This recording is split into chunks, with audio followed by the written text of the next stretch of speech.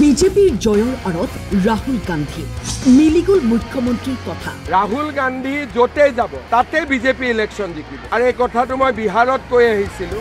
ৰাহুল গান্ধী যলৈকে যাব তাতে বিজেপিৰ জয় নিশ্চিত। যদি ৰাহুল গান্ধী আহি যায় বিজেপি জিকাটো পাক্কা হৈ যায়। বিজেপিৰ আটাইতকৈ ডাঙৰ ষ্টাৰ কেম্পেইনাৰেই হ'ল ৰাহুল গান্ধী। ৰাহুল গান্ধী আহিলে বিজেপিৰ চিন্তা নাই। 2026 অসম বিধানসভা নিৰ্বাচনৰ সময়ত যদি ৰাহুল গান্ধী অসমলৈ আহে তেন্তে 100% জয়ী হ'ব বিজেপি, ক'লে মুখ্যমন্ত্ৰীয়ে। ৰাহুল গান্ধী য'তে যাব তাতে বিজেপি ইলেকশ্যন জিকিব আৰু এই কথাটো মই বিহাৰত কৈ আহিছিলোঁ যে ৰাহুল গান্ধী হ'ল বিজেপিৰ আটাইতকৈ ডাঙৰ ষ্টাৰ কেম্পেইনাৰ। যদি ৰাহুল গান্ধী আহি যায় বিজেপি জিকাটো পাক্কা হৈ যায়, তেতিয়াহ'লে আমি 100% জিকি যাম যদি ৰাহুল গান্ধী আহে। বিহাৰত চলিল বিজেপিৰ যাদু, বিহাৰত ফলিল পদুম, বিধ্বস্ত হ'ল কংগ্ৰেছ, ৰেড লাইনত আৰজেডি। ভোট গণনাৰ পিছতেই এতিয়া মুখ ঢাকিছে কংগ্ৰেছে, কৰিব কি? সাজু কৰি থৈছিল মিঠাই, খালে মুখ ঢেকেচা। IPSৰ চাকৰি এৰি ৰাজনীতিত ভৰি দিয়া আনন্দ মিশ্ৰাৰ বৃহৎ জয়লাভ বিহাৰত। আনন্দৰ মুখত এতিয়া আনন্দৰ হাঁহি।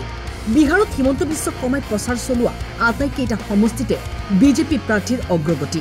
অসমতো বহুত বেছি ভাল হ'ব।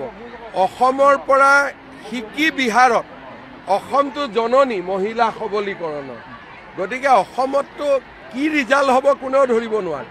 প্ৰত্যেক ঘৰৰ মানুহে আমাক ভোট দিব।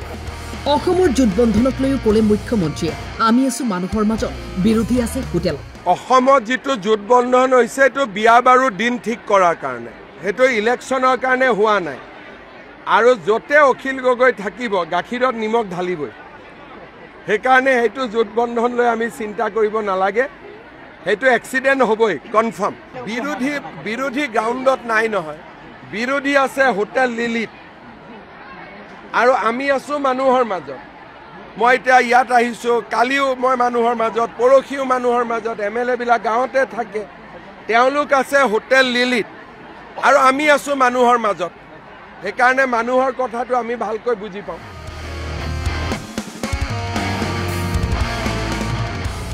Bureau report, time 8।